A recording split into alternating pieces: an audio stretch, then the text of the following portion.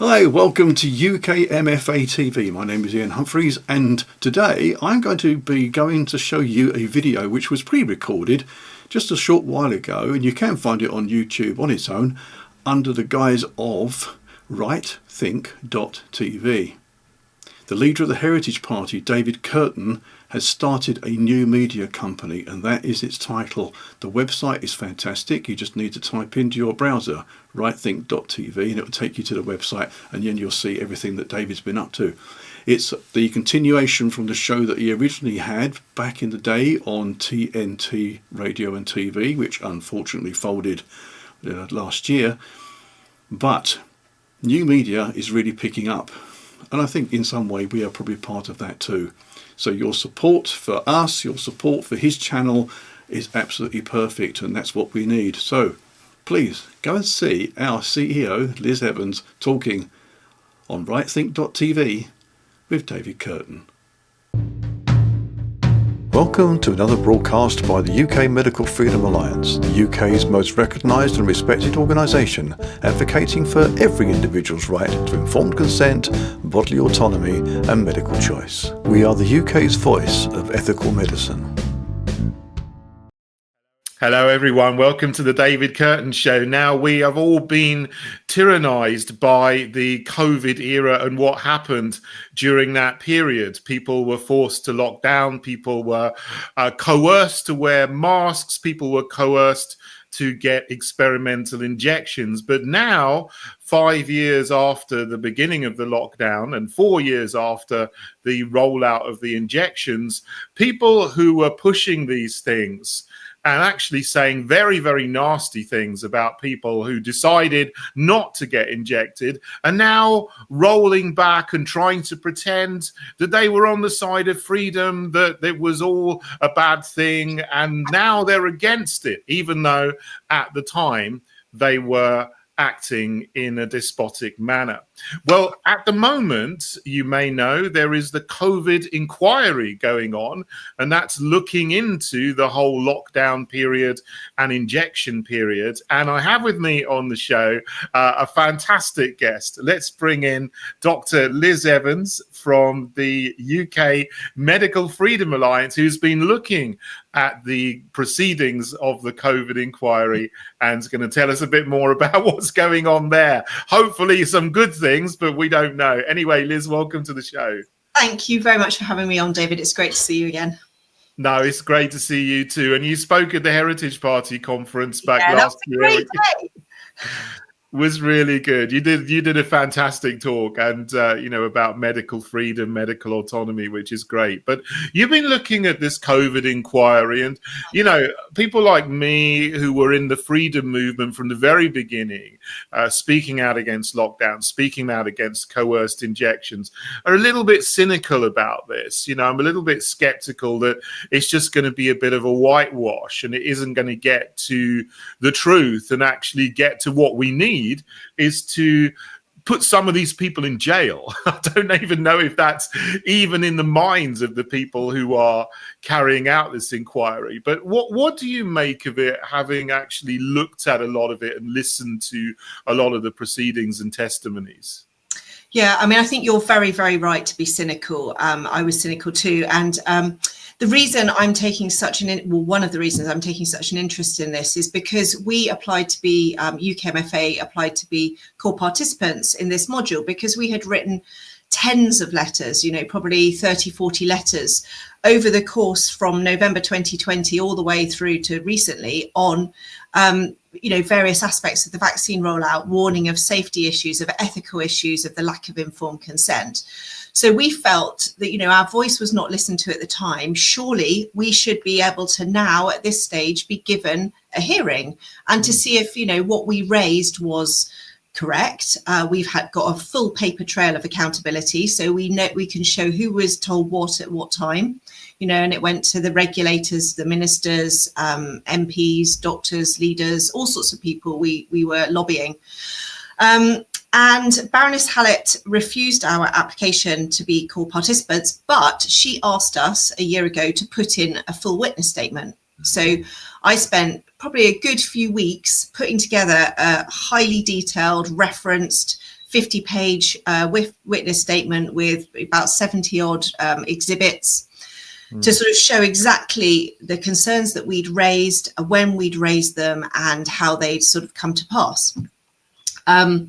Then obviously they postponed the vaccine module. Do you remember that? Because it was meant to happen before the election last year. Right. And then for inexplicable reasons, they decided to put the module into 2025, which is why it's now finally happening now. So there were a few other groups who also applied for core participant status. There was us, Heart, so Claire Craig, Perseus, and Ros Jones, who'd done all the work lobbying against the children's vaccines. So we were like, well, this is ridiculous. We have put together so much work and there is so much evidence. This needs to be in the public domain, and it needs to be in the public domain now, not, you know, a year or two down the line, or not ever potentially. Because we'd asked the solicitors, will this be published? You know, you've asked us, you've sort of impelled us to provide this witness statement. Are you going to publish it? And they said, well, it will be shown to the core participants, but it's up to us. It's our discretion whether we publish or, you know, which bits of evidence we publish. So we were like, well, that's outrageous. This is a matter of public safety, and people, to have informed consent, need to see the full data and all the different pieces of evidence. So we put together last March, I think it was, the People's Vaccine Inquiry. We slightly rehashed the statements so they weren't identical, you know, topped and tailed it a bit different because we weren't allowed to put out exactly the same statement. But we put it up on a website, and we put out video, sort of short video presentations to make this information accessible to the public. And since then, we went to Dublin, we went to Belfast, and I'm going up to Scotland next month to speak at the Scottish People's COVID Inquiry that Professor Richard Ennis is putting together. So we're trying to have the conversation that actually the official inquiry is not having. So that was a very long preamble, but basically, so I sat down to watch these hearings, and your suspicions were absolutely correct. From the very first sort of opening statement from the inquiry counsel, the lead counsel, who is Hugo Casey, it was really apparent that their framework within which they are operating has so many gross assumptions that are not to be questioned or interrogated, such as vaccines are always a net good overall. For the population, it's always going to be a good thing. That the COVID jabs have saved millions of lives. There is no question. That's just a statement of fact, that they broke the relationship between infection and serious outcome, and that we couldn't have got out of lockdown without vaccines. That vaccine hesitancy is a bad thing and a problem that needs solving, and that we had no choice but to roll out the vaccine. So this is all kind of the framework within which any questions are operating. And the other one is that the side effects are rare. So they have allowed 3 vaccine injury groups core participant status, which is great, and we're really happy about that. But it's really it's been quite distressing watching them being interviewed and kind of forced within this framework that okay, we acknowledge that this has happened to you, but obviously for the population this is a good thing. So again, it's kind of like minimizing the individual pain and suffering that's resulted. But when you say that, it's like being back in 2020 again, or 2021, when you've got all these people saying, we need these vaccines, they're good. They don't even call them experimental injections, and realize they're not traditional vaccines. You know, I question them now as well. But, you know, to actually, it almost has come to the conclusion that they want before they've even started the inquiry. They want to show that everything everyone was saying in terms of propaganda and behavioral psychology and nudging in 2021 to get millions of people injected with these things is what they want the conclusion to be. So they're not going to accept any evidence from people who are going to question that conclusion, which means the whole thing really is a whitewash, isn't it? I mean, it's when you've actually explained that in far more, you know, precise detail about what's wrong with this inquiry. And now it seems that you've set up your own people's inquiry with others, and that seems to be the real inquiry that we need. There's actually going to come to the truth about how these things were very, very harmful, how they didn't have proper safety testing, and how hundreds of thousands and millions of people perhaps have been injured and even killed by these things. Exactly. And I would say, you know, we've got Anna Morris, who is the KC representing all the vaccine injured groups. She did an amazing job. I've written a couple of Substacks so you can kind of refer and have a look at what all the issues she raised, which were really, really great questions. I'll just so what they're looking for is looking at regulatory data. What did the regulators know? Was the indemnification that the pharmaceutical companies given from liability for harm because the risk of the reality of that risk was already known? And of course, that wasn't really communicated to the public, was it? But the indemnification was given before the rollout. So they're also saying what level of risk to an individual was considered by the authorities to constitute an acceptable risk. Now, I think that is a really important question because as one of the vaccine injured spokespeople pointed out, you know, statistics are a great thing. You can do a lot with statistics. In our group of our thousands of members, 100% of them have been injured or killed by the vaccines. So therefore, for them, for 100% of our group, they were neither safe nor effective. Yes. And I think that's a really powerful point. And it feels like the government didn't even really, or the authorities, the public health, the regulators, didn't have an idea of what the threshold was for acceptable risk. There was an assumption of, well, what else can we do? So we've just got to do it. And, you know, to hell with the consequences. And I think UKMFA have always said that this was absolutely reckless, you know, and the question that should be being asked is, should we have rolled the vaccines out at all?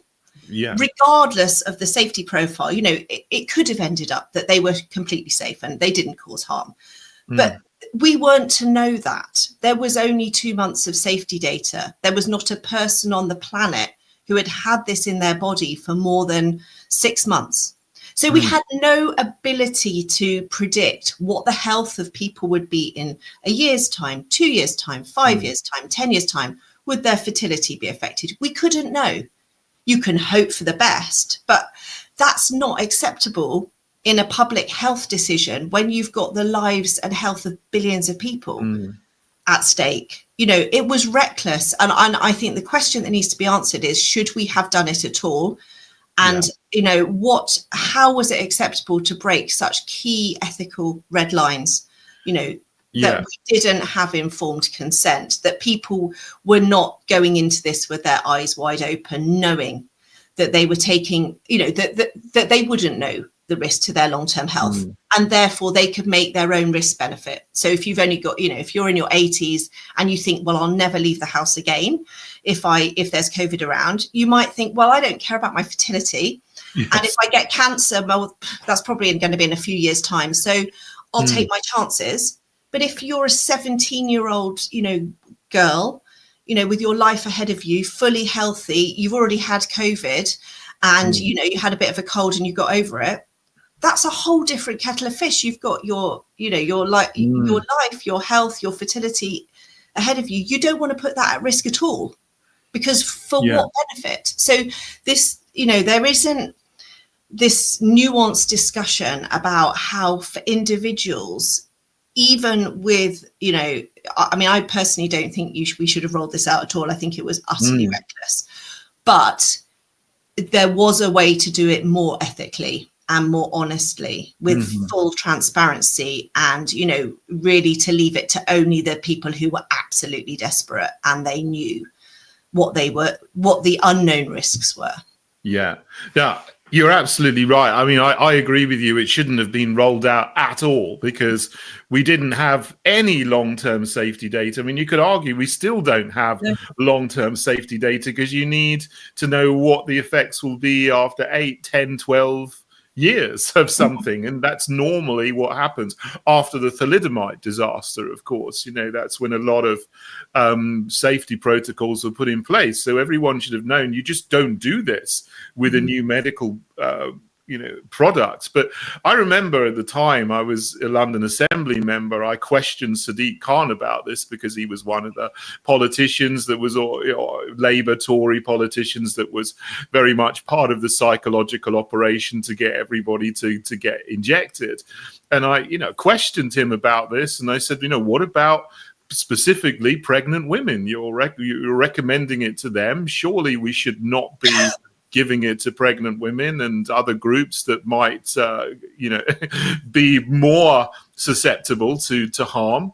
And he said, I'm going to listen to experts, not anti-vaxxers and conspiracy theorists and COVID deniers. So I was just smeared immediately. And it's like the people that were propagandizing this had a whole vocabulary that was created in order to smear people, to manipulate people into taking it by presenting other people who had opposition to the narrative as being bad or deniers or anti-vaxxers and all this kind of thing. I'm just going to put something up here, and this is Piers Morgan at the time, December 21. So this was about a year after it began to be rolled out. Footballers who refuse to be jabbed should be refused treatment for injuries.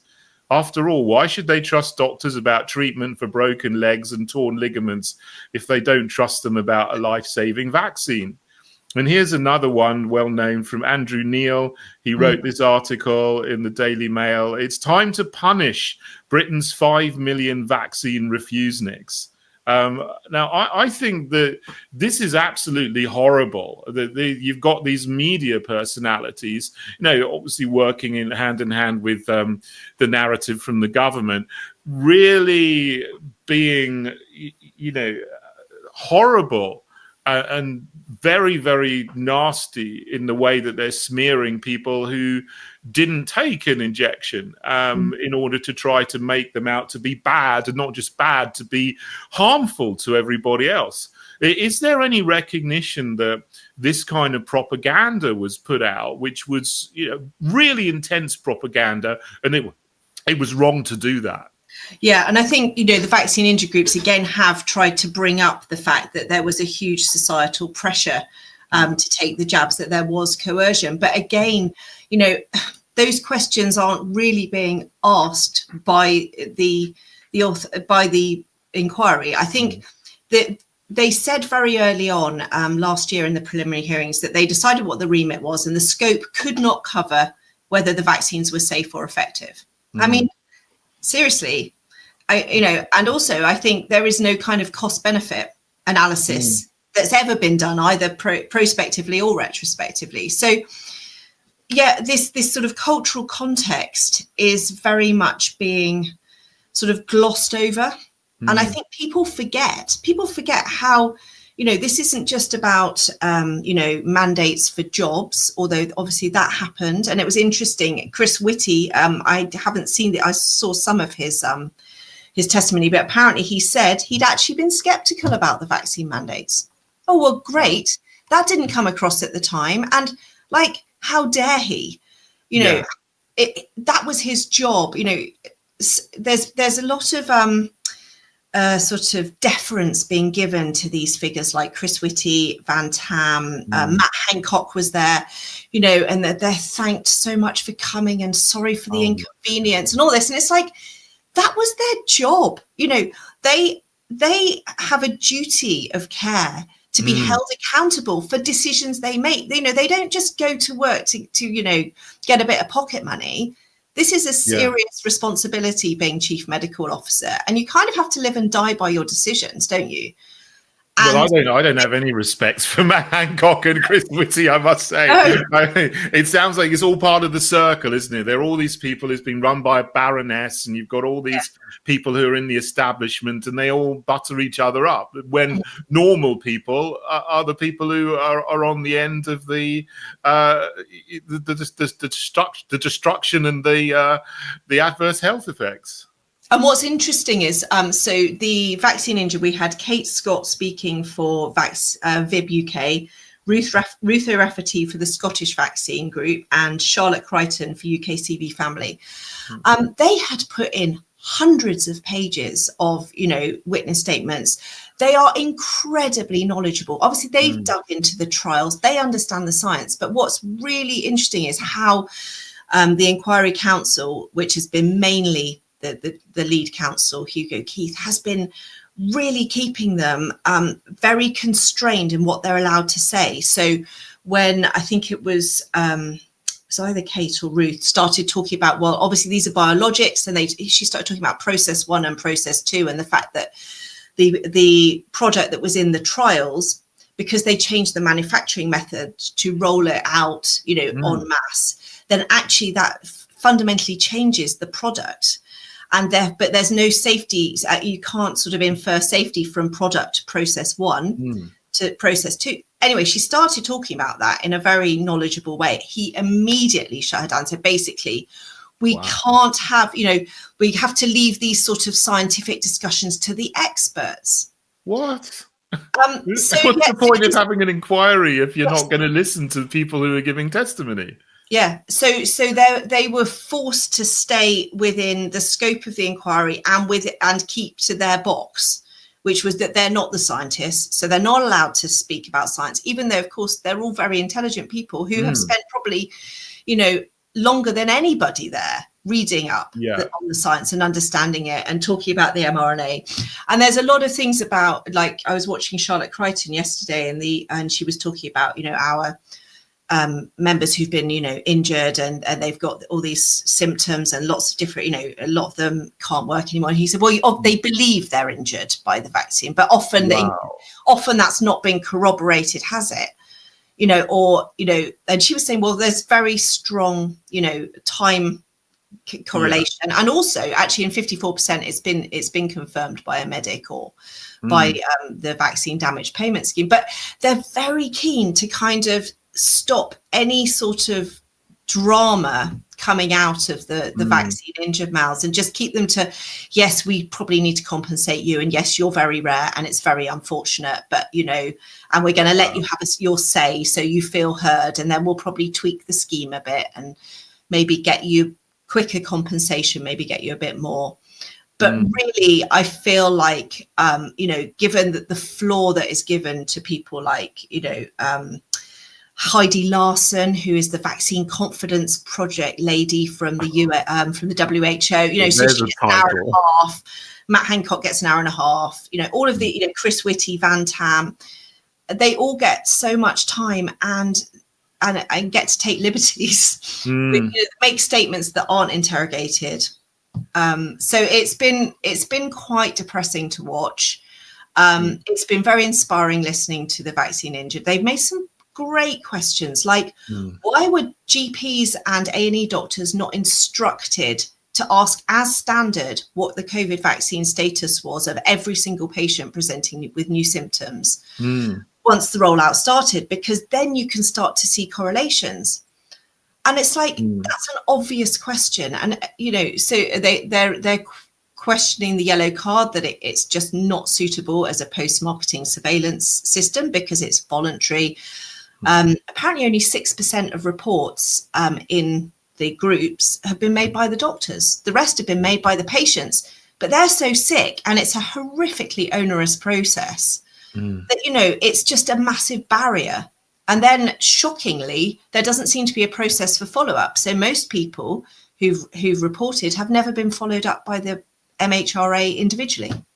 So what I worry about, and a lot of people who were, thought like us and saw through this from the beginning, is that there's so many people who have just been ignored And there's many, many more injuries and deaths that have happened that we don't know about, that are never going to be recognized by the government and by this inquiry. So they're just going to continue to suffer in silence. And, you know, as injuries and deaths mount up, it's having an effect, isn't it, on the birth rate and on the death rate. The mortality rate has increased since 2021. That's very obvious, and the birth rate is going down. I mean, there's a number of reasons for that, but I wonder if infertility is a consequence of these lipid nanoparticles and spike proteins which are affecting people's bodies. And when they say that they're only going to listen to experts, the question is then, how do you become an expert? How do you get verified as an expert to speak to this panel? It seems to be completely arbitrary and just a mechanism for bringing in the people that they want to bring in to give the conclusion that they want to come to, and to keep out and sideline anybody who is actually an expert but is not decreed to be an expert. So it's completely biased. Yes. And it's not going to get to the truth. Yeah, and I think we basically have the foregone conclusion. And I think Hugo Keith even alluded to it. He said, you know, it is the preliminary conclusion of the inquiry that these vaccines were an overwhelming success. I mean, where's the inquiry then? You know, then you're really only then you've got lots of groups coming in. So you've got other core participants are COVID injured and bereaved, people like travellers groups, ethnic minority groups, so various sort of different sort of cohorts of people. But most of them, of course, are saying, why was this not rolled out faster? And, you know, why did we not get better access? And what was fascinating, there's a clinically vulnerable families group. Their spokesperson felt that the JCVI was too cautious and too slow to authorise jabs for children, and that they should have been considering the impact on family members as well as the impact on the child. And he was very, very upset at how low the uptake had been in children, because basically that put the clinically vulnerable at risk. And I was like, we're in 2025 and you still think that it's acceptable to basically vaccinate a child who will take on the full risk of any side effects purely for the benefit of somebody else. And of course, with a jab that doesn't even prevent transmission. So it's a nonsense anyway. But the fact that you make that argument just shows how we've just lost our moral compass and our ethical compass. Like, that is just not acceptable, that we think that we can use children as human shields. And I was just devastated to hear that spoken at the inquiry, but not to be interrogated. It's like, well, hang on, but is that acceptable? You know, you might want that, but should we do that? You know, let's think about what the implications of that are. A child will die. You know, if you did that to every child, there would be children who died. Yeah. And children who were injured and had their hearts damaged and all the rest. To save who? Because who are we actually saving? Because there's no evidence. You know, where's the evidence these vaccines have saved a single life?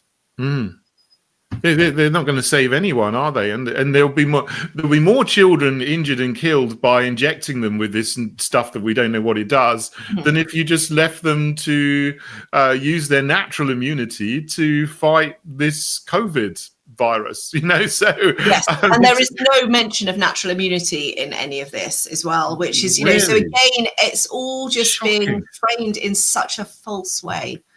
That's a huge part of it. You've got to talk about these things. There's no point in having experts coming along if they're not going to talk about natural immunity, and they're not, you know, they're not going to talk about safety testing. I mean, when you say that there's these people here who want, you know, I guess the idea is they want to come to a conclusion so that if there is another pandemic, then they will roll out injections really, really quickly from the start. So they want people who are asking these questions on the basis that, you know, some of them, I think, are probably thinking there is going to be another pandemic, because you've got people from the WEF, the WHO, saying there will be something else coming. And then when it happens, they want these injections rolled out from the very beginning, immediately. But there's no mention of proper safety testing. Again, you do phase 1, phase 2, phase 3 which are all increasingly larger groups of people and increasingly a longer amount of time, isn't it? Like when you're getting a new medicine ready to go on the market, you do phase 1 testing, it's just a dozen people for like 6 months. You do phase 2 testing, it's a few hundred people maybe for a couple of years, and you do phase 3 testing, which is thousands of people for 5 years or more. So proper safety testing takes at least 8 years, and there's no acknowledgement of that, it seems. Yeah, from and no anybody amount in the of room. money can buy you time quicker, can it? And I think that was the the myth that was sold to people is, well, we're doing everything in parallel, and also we've got lots of money. Yeah, but money doesn't buy you that long-term safety data. Only time will tell with that. And I think what's really worrying, so I feel what they are, you're right, they're trying to establish the precedent and to make it quicker next time, and also to establish the precedent that ethics don't matter. I was really upset to hear them talking about how it was really regrettable that pregnant women weren't in the initial trials, and obviously they were so at risk. I mean, they really weren't. If you looked at the data, they were no more at risk than they would be from a flu, which is slightly bigger than somebody of the same age who is not pregnant, but still low compared to the general population, because pregnant women are healthy. So yes, it's a slight risk factor, but it was painted as if you were going to die if you were pregnant and caught COVID. And therefore we don't need to worry about the usual kind of common sense rule that we don't touch pregnant women with any products unless it's absolutely necessary, after it's been tested on adults. We've got long-term safety data, all this thing. And they are talking now about, with some of the people like Whitty and Van Tam, well, we need to be getting, how can we get pregnant women into the trials sooner? So it's almost trying to rewrite medical ethics to get rid of that kind of sacred idea that we don't go near children and pregnant women with experimental products.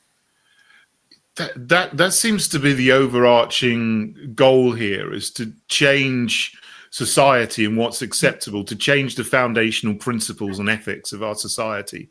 And you speak out for traditional medical ethics, where human life is valued, and human life is sacred, and we try to save life, and we don't experiment with people, and we first do no harm, and we have a precautionary approach. The precautionary principle, of course, they bastardized, didn't they? They turned it on its head and said, we have to invoke the precautionary principle. We must do something, otherwise people might get hurt. But of course, precautionary principle is don't do anything.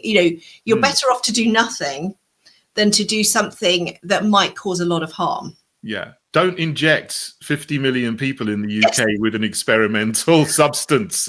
And apparently 5.5 billion people around the world, which is like 72% of the world's population, have been injected with this at least once, and sometimes twice or 3 times. Extraordinary, isn't it? You don't need to be a doctor or a scientist to say that that is an extremely unwise idea with no safety data. Exactly. They've just trashed the precautionary principle and the Hippocratic Oath. Tell me something as I'm a little bit curious about. I think, if I'm right, doctors don't take the Hippocratic Oath anymore in the UK, and they haven't for a long time. Is that correct or not? I think different medical schools do different things, but and it's been revised. So there's a modern version, which is different, obviously, because the first one was, swearing on the gods and Apollo and various things. Diana. But also the first one, interestingly, because I've been looking at this with the assisted dying bill, said, I will not procure a poison or do anything that would seek to, end the life of somebody, something like that. Now that's been removed. Wow. So I think that's quite interesting, because obviously euthanasia has come in around the world, and things like abortion, and all of those were actually outlawed in the original Hippocratic Oath. It was like, you do no harm, you don't do abortions, you don't kill people, you don't poison people. These are all fundamental principles, but it seems one by one they've been taken out. So But I think some medical schools do still have some sort of oath. There are various revised versions. But it is a little bit more about sort of balancing the population with the individual, which I just think, that's the kind of the insidious public health sort of fallacy that I don't think you can really have public health. You can't have medicine practiced on the public. You can only ever have medicine practiced ethically on individuals, because if individuals aren't being cared for, then actually you're going to have harm to the whole public anyway, aren't you? So you've got to have a doctor-patient relationship where the doctor is acting as the patient's advocate in their best interest and with no coercion, where the patient is free to make a decision, and to go against what the doctor decides, which is where this vaccine hesitancy thing is a really horrible concept, isn't it? Because that's actually flies in the face of informed consent. Informed consent says people are free to either take or reject a medication, and it doesn't matter what the doctor's opinion is. But vaccine hesitancy says if you reject it, there's something wrong with you. And exactly. And we need to change your mind. And it's also they're saying that you're harming other people. You're potentially causing harm and injury and death to other people. You are responsible for other people's illnesses if you don't take one of these injections yourself. Well, I've never, ever heard that about vaccines before. When I was younger, I had some given to me. I didn't have a choice. But they say, well, this is to protect you. It's not to protect other people. And then suddenly that's turned on its head and saying, well, the vaccines are to protect other people. They stop transmission, even though they don't. So it's this communitarian idea coming in that you must do this for the community and you must sacrifice your individual freedoms and liberties that we've always had for the greater good, even though the science behind it is complete junk. So, it's garbage. And and that way lies madness, doesn't it, actually? Yeah, and a lot of profits for Big Pharma. Yes. Let's not forget them. I'm sure they're doing very well. But you touched on euthanasia just a moment ago, and that's something else that's also happening. I mean, it's connected because people are passing laws, they're changing society, they're facilitating things that are going to kill more people. People have always been protected from being killed by the state up to now by the Offences Against the Person Act 1861. Now we've got this assisted dying bill going through Parliament. It's a private member's bill, but it passed its second reading, I think, with 330 votes to 275. The majority of Labour, Lib Dem and Reform MPs voted for it, with the majority of Conservative MPs, surprisingly, for once did the right thing and voted against it, although there were some that voted for it. Not that I'm a big fan of them at all, don't get me wrong. But, you've been writing to MPs and campaigning against assisted dying as well, as it's called. That's the name given to the bill. But I think the real name is Terminally Ill Adults End of Life Bill. I think it is here somewhere. Look, I'm against this, so I totally agree with you on this. But I think you can probably explain it and elucidate it a bit better than I can. Is what is wrong with bringing such a bill into Parliament and legalizing euthanasia? What will the consequences of that be? Yeah, so I think it is sold, isn't it, as quite a compelling sort of fantasy that we can just painlessly and easily and quickly just put people out of their misery at the end of their lives. And, it's a utopian dream. But actually, at the heart of it, you're completely changing the fundamental relationship between the state and the individual and between a doctor and a patient. Up to now, a doctor has been told to first do no harm. The understanding is that your doctor will act in your best interest and seek to preserve your life and make you comfortable.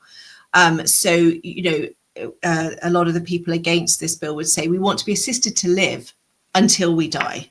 And to do that properly with good palliative care, because obviously we all die and we know that. And we strongly believe that we don't think people need to die in agony or, extreme suffering. I think it's a false choice being given. It's like you either allow us to do this or people are going to be dying in agony.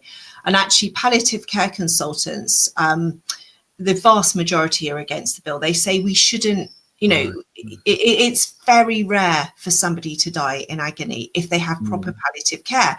And the issue is that we don't have decent palliative care funding in this country. And, it's heavily subsidized by the charitable sector. So hospices, are mainly funded by the charitable sector. If everybody had access to a hospice at the right time and to high quality palliative care, then there would be no need for this. So I think it's being sold. We're being sold a lie.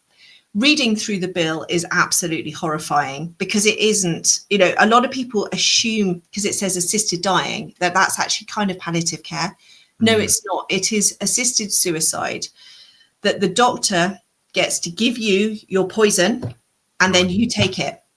But from that point on, the way the bill is currently written, the doctor can't intervene. So on average, if you look at studies around the world, it can take between 30, I think a third of people take between 30 hours and 7 days to die or something. I mean, it's horrific. Wow. The longest has been 7 days. There's no standard way to do it. So there's various cocktails. It's completely unregulated. And if you're taking barbiturates, you're basically dying of suffocation. So your cardiorespiratory system just shuts down. Some people that will be fast and it will be a quick death and hopefully painless. But for many people, they might vomit. They might start to experience pain. They might be gasping for air. Now, if you're experiencing those symptoms under palliative care, the doctors step in and give you morphine and various drugs to help to make you comfortable. But if you followed the assisted dying route, and this is a little known fact, the doctor at the moment doesn't look like they can step in to do anything. Wow. If you're rolling around on the floor in agony or vomiting, or if you're conscious, you're fully conscious, and it's taking a long time. So I think it's very disingenuous to assume that this is a solution to the problem that's not mentioned at all. No one in Parliament, no one on any of the mainstream media debates has mentioned that at all, that actually for a lot of people, they don't die instantly, because that's what they're telling you. It's like, well, they're suffering, you give them something, like Aristotle took the hemlock and then they'll be dead in a few minutes and they'll painlessly die. But this is not true. It's certainly not guaranteed. I think it can happen, but there's only been a couple of studies published looking at comparing natural death with palliative care with assisted suicide, and both of them showed no difference in the quality of death. Yeah. So there's no evidence that this will improve the user experience, shall we say? Right. Yeah. But also, more importantly, it does undermine the intrinsic value of human life, because effectively what you're saying is, with some arbitrary criteria like less than 6 months to live, which is impossible to actually ascertain. A prognosis can be wildly wrong. People can live for years when they've been given less than 6 months. That suddenly your life is no longer preserved by the state, and you can be helped to kill yourself because you're no longer productive. Is it because what's the point? I don't know what's the sort of underlying implications of that.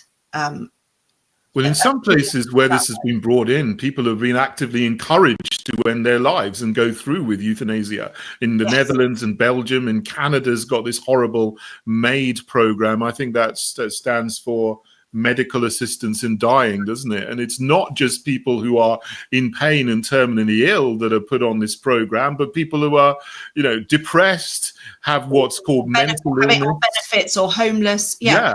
I think they're encouraged to kill themselves. Argument. Yeah, you're giving the slippery slope argument there, which is like, you can start with the most noble sort of aspirations and you can try to put safeguards in your bill, but it is never going to be, because bills are sort of organic. They develop, they get challenged. There will be challenges immediately in the European Court of Human Rights, because people who are, for example, have 3 years to live but have motor neuron disease, and who say, well, that's not fair. Why are you only giving it to them? I don't want to live like that. So this is how these things kind of get out of hand. And I think what you're saying is that killing is a valid treatment for suffering, which I think for a doctor puts them in a very difficult position. And I think it really changes that doctor-patient relationship when a doctor can, when they've almost had their gloves taken off and that thing, that taboo is removed. Because, there is a fundamental power imbalance. And I talk about this a lot between a doctor and a patient because of their expertise, because the patient is vulnerable, they're sick, they're distressed, they don't have the same knowledge. And so it's a relationship in which if you don't have a very firm ethical framework, it's just ripe for abuse and atrocities to happen. Yeah. And, one of the key bits of the ethical framework is the doctor can't harm the patient. Yes. Or help the patient to die or, do anything to hasten their death, which isn't just, an unfortunate side effect of, helping their pain, which we know happens in the last 2 or 3 days of life. So I think it will affect all of us. It kind of it's not just for these niche few people that want to use this facility. Actually, it's going to change everybody's relationship with their doctor. And it's going to, I think in the end, because obviously it's expensive to provide good palliative care, possibly for months or years, it may be that we end up with means tested access to palliative care, or you can only, if you're rich, you can afford to have a proper, end of life, decent palliative care for a few months, but everyone else is going to have to take the assisted suicide option because there's a waiting list. So you just see all the different ways that this could cause, really serious consequences for everybody. This reminds me a little bit of the whole situation with abortion in the UK. It was brought in, or decriminalized, I should say, in 1967 with the Abortion Act.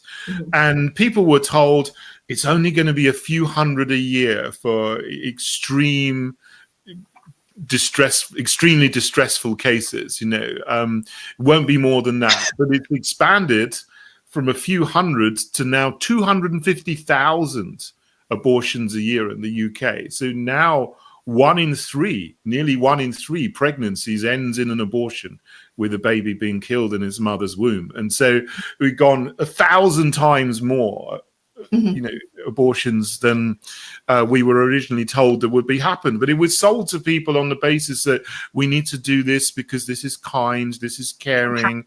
Yes. People who are in extreme distress need this. So if you don't agree with it, then you're nasty, you're bad, you're wicked, you're uncaring.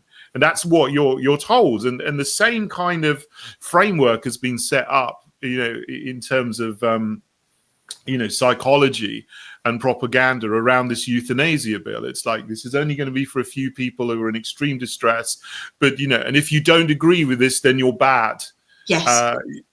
But how do we counter that? Because that simply isn't true. I don't agree with euthanasia or abortion. I think you allow it for a small number of people, and then you get hundreds of thousands of people being killed. And I think there are people who advocate for depopulation and population decrease, and these are two methods of doing that. I mean, what are your thoughts on that? I mean, I think the trouble is what you're going to end up with is people feeling like that they're a burden on society, that they have a duty to die. I'm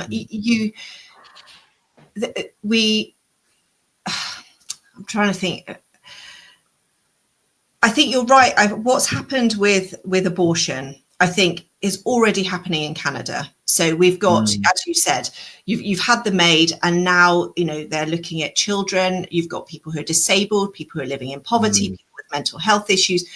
In the Netherlands, they're looking at allowing euthanasia for children under 12. Wow! So it's like the minute you dehumanize in a society, it is a slippery slope, because people lose their moral compass. It's a bit like with the COVID thing, isn't it? It's like once you get rid of an ethical framework, then anything goes. And we have to reclaim the compassion. I think that was going to be my point, is that we have the compassion on our side, because compassion means stepping into the pain with somebody. So yes, people die, and it will come to us all, and it can be a really, really horrible time, and there can be pain and there can be loss of dignity. But actually in that moment, what people need is for people to step in and walk through on that road with them, giving them the emotional support they need, the spiritual support they need, having the conversations they need to have to bring closure, to bring some sort, and actually in stepping in off our sort of crazy busy lives into, walking alongside someone who's dying, actually that brings out the best in our humanity. So there are, and a lot of people say what a privilege it was to be with my father for the last three weeks of his life. And actually in some ways that fills us up and it makes us understand how precious life is and what is the meaning of life.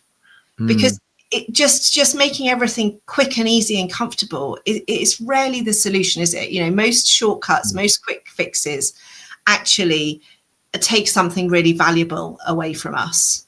And struggle, I think life needs struggle actually to make it meaningful.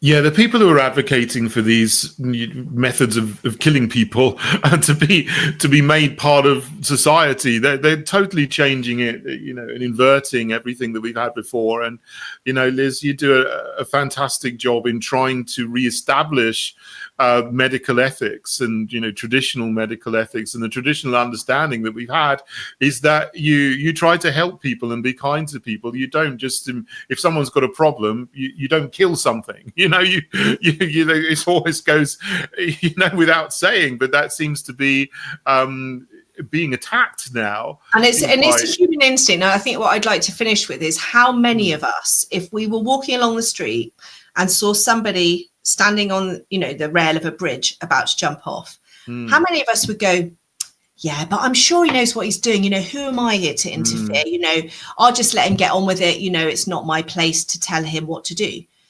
You wouldn't. I think, you'd be a pretty evil person not to just instinctively run to them and say, no, please don't. I'm sure, your life can be turned around, or whatever the issue is, we can deal with it. So I think we need to trust that instinct is there for a reason, that we recognize that when somebody is in such deep distress, they want to end their life, that what they need is people to help to say to them, no, you are worth it. And actually, I'm here for you. I can help you, and you're not alone.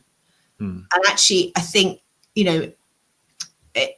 we can't afford to move to a society where people would be walking past people about to jump off bridges, or lying in the street having taken an overdose or whatever, or leaving someone hanging from a tree. You just, because that's not who we are, is it? Instinctively. We want to help people. We recognize when people are distressed, and we know that if we just show them love and try to help them understand their own value, then people can move beyond that to a better place. Yeah, that's the society we've always had here in England, in the UK, and most of the West.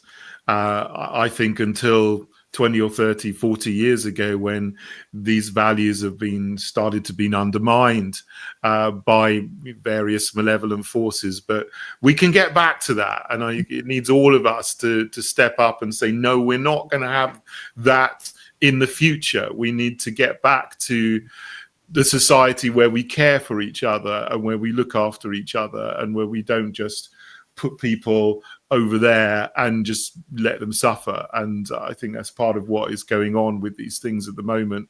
But Liz, thank you so much for joining me today, and all the work you're doing with UK Medical Freedom Alliance to stand up for people's rights not to get injected with things they don't want to be injected with, and also for looking after people at the beginning of their lives and the end of their lives as well, which is very, very important. So thanks for joining me. Okay, thanks so much for having me on, David, and speak soon.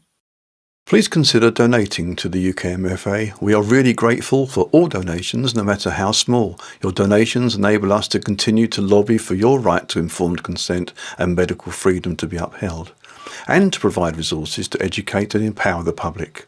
There are multiple options for donating. One is that you can scan the QR code that's on this video right now, or you can go to the link that is featured in the description below this video, or you can go onto our website and contribute via donor box, or you can buy us a coffee.